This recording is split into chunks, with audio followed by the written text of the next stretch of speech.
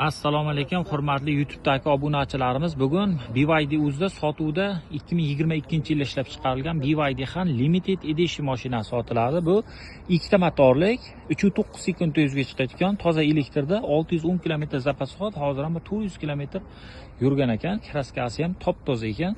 Oldi mordalar, kapoti ma'mulari, broneplenkalar qilingan. To'rtta yaqinda Imperial yumshoq balon taqqan ekan. Brembo tormozli sistemalik. Kurgoy tonirovkaga razрешение ruxsatnomalari ham bor ekan. Biskvichoy, silpoy, 360 gradus hamma kerakli, komfortli nimalari bor, funksiyalari. Bitta ikkita mana shunaqa tosh uchgan joyi bor ekan. Endi yurgan mashina mabodo laboyni almashtiraman desanglar ham, javonaqa qimmat turmaydi, anti-xameleonli laboylar. Ikkita, bitta lyuk, bitta katta panorama. Aytganimdek, kurgoy tonirovka ruxsatnomalari bor.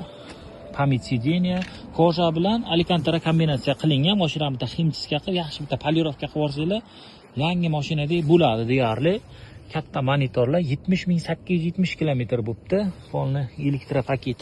Mana sideniyalarda Abduf Abagriff, orqalarida ham Abduf Abagriflar bor.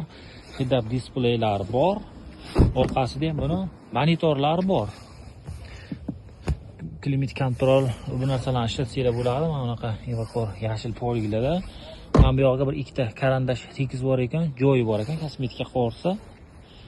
BYD Han paytida 67 ming, 72 ming, 75 ming olingan, bu ham shu 60 mingga olingan mashina. Kichkina nima edi, trishinachasi bor. Mushet qilmaydi. Yandexga mana Xonjilarda admin berib yuboryapti-ku.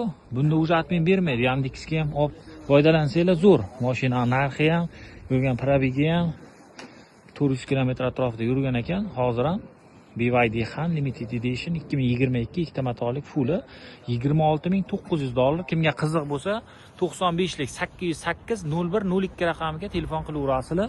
Mashina Sergeli Indexak joyimizda turibdi. Bosib oringlar.